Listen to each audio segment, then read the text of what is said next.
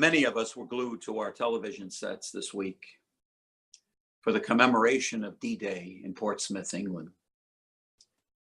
When you think about it, the wartime generation was the resilient generation, and they are the unsung heroes.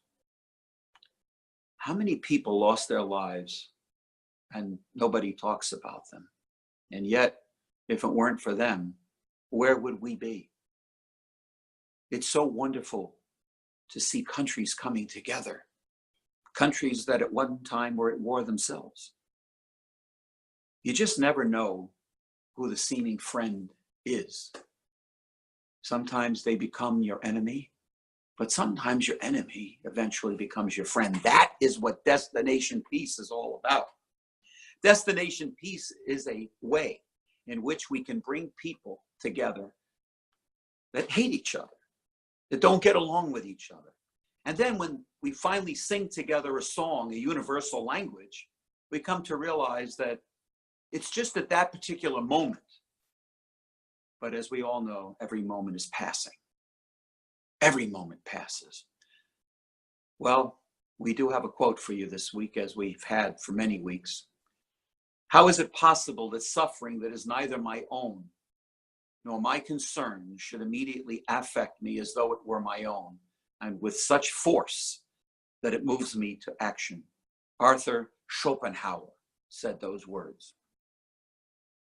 Now, I'm not asking you to do more for others than you would do for yourself, but at least the equivalent. I'm always reminded about, and I'm always waiting for those airbags to come down on airplanes. I've always wanted to see how that compartment opens. It looks like it's sealed. But if it came down, we're told that the adults or the parents are supposed to put them on first and then take care of their children. Now, I don't mean to pontificate, but you put it on and then you take care of your child. Today, I see people taking a meal in between, or reading a book, or finishing something on their phones. No, there is an immediacy when it comes to poverty and war. I will never forget watching the men in uniform in their 90s, and some perhaps over 100, walking towards the leaders of the world and saluting. They're the remnant. In a few years, they will not be there. The only remnants that we'll have are the memories that we pass down to our children and our children's children. My father would have been 94 years old this past week, and he fought on Iwo Jima. He was awarded the Bronze Star from the Secretary of the Navy from the President of the United States. He was a heavyweight boxer in the Marines to prove that Jewish people weren't cowards in World War II.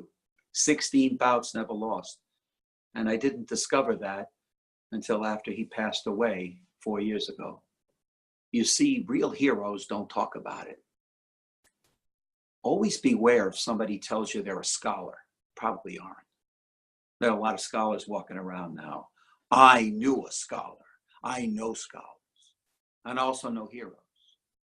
And just because the television tells you that so-and-so is the hero doesn't make them a hero. The heroes quite often are those who fought and died so that we could live.